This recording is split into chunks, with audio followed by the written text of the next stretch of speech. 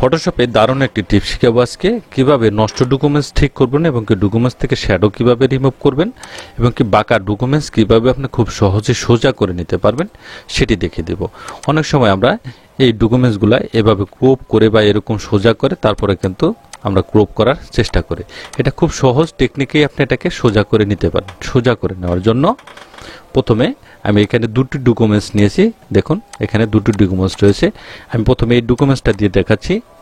প্রথমে এখান থেকে মেজার টুলে চলে যাবে। দেখুন এখানে মেজার টুল রয়েছে, এটাকে একটি ক্লিক করে দেব। ক্লিক করে দিয়ে এই পয়েন্টে একটি ক্লিক করে দিব। এখান থেকে ধরে এই লাইন বরাবর আমি এখানে একটি টান দিয়ে দেব। টান দিয়ে দিলাম। এখন ইমেজে যাব। এখান থেকে রোটেট ক্যানভাসে ক্লিক করে দিয়ে এখানে আরবিটরি দেখতে পাবেন, আরবিটরি একটি ক্লিক করে দিবেন। এখানে হুবহু যা থাকবে সেখান থেকে আপনি শুধু এখান থেকে ওকে করে দিবেন। তাহলে দেখবেন ডকুমেন্টসটা কিন্তু এখান থেকে সোজা হয়ে যাবে।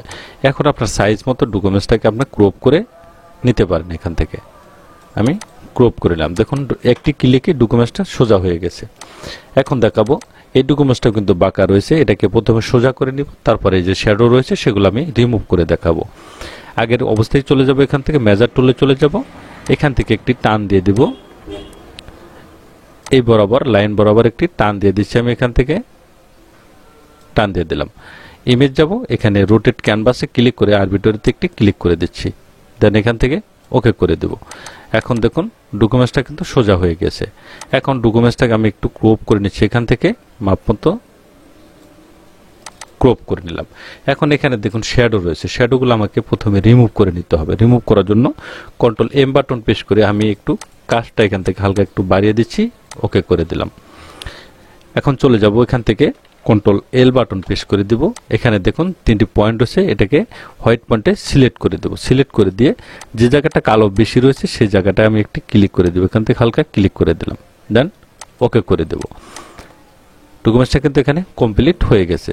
এখন এখানে যদি কিছু থাকে এটাকে এভাবে আপনি ঠিক করতে পারেন। যদি অন্যভাবে এটাকে ঠিক করতে পারেন, এখানে ডাস্ট টুলে চলে যাব। ডাস্ট টুল থেকে আমি ব্যাগে চলে যাচ্ছি। এখান থেকে হাইলাইট সিলেক্ট করে একটু এক্সপোজটা একটু কমে দিবেন। এখান থেকে হালকা এখানে আপনি একটু ঘষবেন। একটু এখানে ঘষে দিলাম। তাহলে দেখুন এভাবে কিন্তু আপনি ডকুমেন্টসটাকে ঠিক করে নিতে পারেন। এখন কন্ট্রোল এল বাটন প্রেস করে হোয়াইট পয়েন্টে যাবেন। এখান থেকে এই ব্ল্যাকে একটি ক্লিক করে দিলাম। একটি ক্লিক করে দেব। ওকে করে দিলাম। এখন লেখাটা কিন্তু এখানে একটু ঝাপসা হয়ে গেছে। এটাকে ঠিক করার জন্য এখানে বার্ন টুলে চলে যাব। বার্ন টুল থেকে এখানে শ্যাডো রেখে এখানে 100% করে দিব। এখন আমি এখানে একটু ঘষবো। ঘষে লেখাটাকে একটু প্রথমে লেখাটাকে একটু গাঢ় করে নিচ্ছি। এখান থেকে হালকা গাঢ় করে নিলাম। গাঢ় করে নিলাম। কন্ট্রোল এল বাটন প্রেস করে লেভেলটাকে একটু হাই করে দেব। এখান থেকে হালকা এটাকে একটু কমিয়ে দেব। এখান থেকে ওকে করে দিলাম। এখন দেখুন লেখাটা সবগুলো কিন্তু লেখা কিন্তু এখানে উজ্জ্বল হয়ে গেছে। এভাবে খুব সহজে আপনি একটি ডকুমেন্টস আপনি ঠিক করে নিতে পারেন।